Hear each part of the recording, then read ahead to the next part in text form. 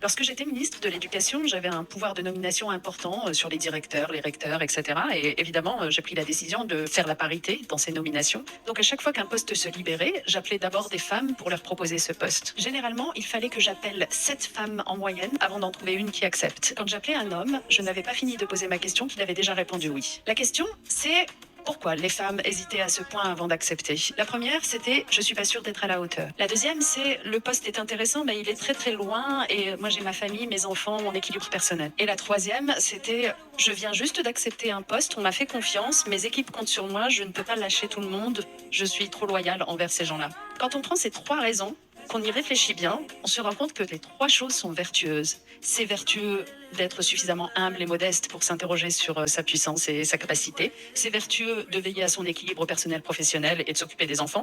Et c'est vertueux d'être loyal à ses équipes et ceux qui vous ont fait confiance. Le problème, c'est que nous ne vivons pas dans un monde vertueux. C'est que les codes aujourd'hui qui nous entourent pour l'accès aux responsabilités correspondent à des codes masculins et dans lesquels, si nous conservons cette façon d'être en toute chose, eh bien, nous sommes perdantes. Et du côté de nous autres, les femmes, nous devons apprendre un petit peu davantage ces règles de compétition. Et du côté de la société, et c'est le plus important, et c'est pourquoi je crois à la politique, les pouvoirs publics doivent changer le cadre dans lequel ces règles sont dictées. Je l'ai constaté aussi dans mon métier, une femme, avant de dire oui, elle réfléchit 1000 fois. Est-ce que je suis assez compétente? Est-ce que je vais pas trahir mon équipe? Est-ce que ma famille va le supporter? Elle pense à tout, sauf à elle-même. Pendant ce temps, les hommes, eux, disent oui à tout sans se tracasser du reste. Alors je vais te dire une chose. Si tu attends que les règles changent pour toi, tu vas attendre toute ta vie.